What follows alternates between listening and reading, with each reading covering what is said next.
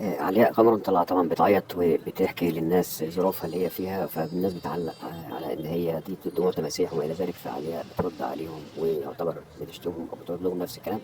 هنسمع علياء قمر وحتى هي في الاخر بتغني، يعني هنسمع ونرجع لبعض. انا مش ببص في الارض، لا انا ببص للناس. انا ببص للناس كده بقلب قويه، وبشتغل بشقايه وعرق جبيني، تمام. اعتبرها تمثيل، اعتبرها اي حاجه. ربنا يحطك في نفس التمثيليه اللي انا فيها، يحطك فيها.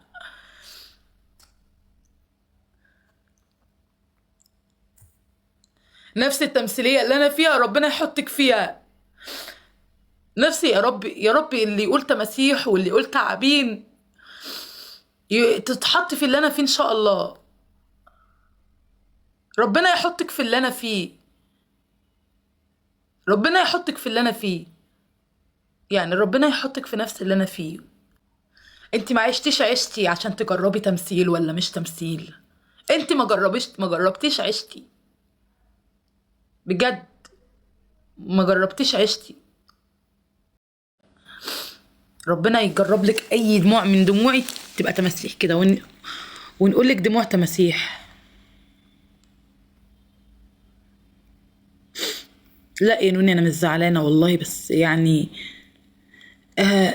هما فرحانين وهيشمتوا فيا، يعني باجي اعيط يشمتوا ويقولك دموع تماسيح. عقبال ما تجربوها ان شاء الله. بجد عقبال ما تجربوها.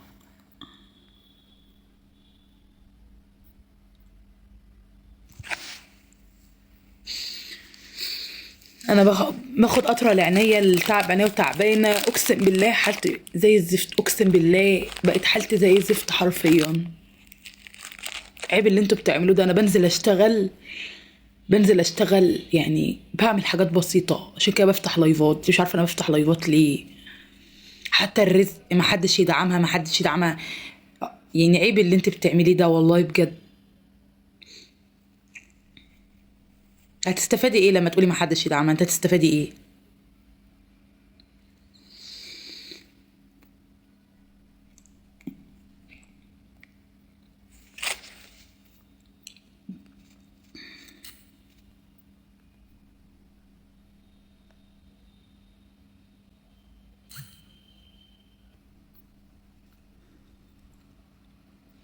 انا عايزه اغني اغنيه بس هقفل التعليقات.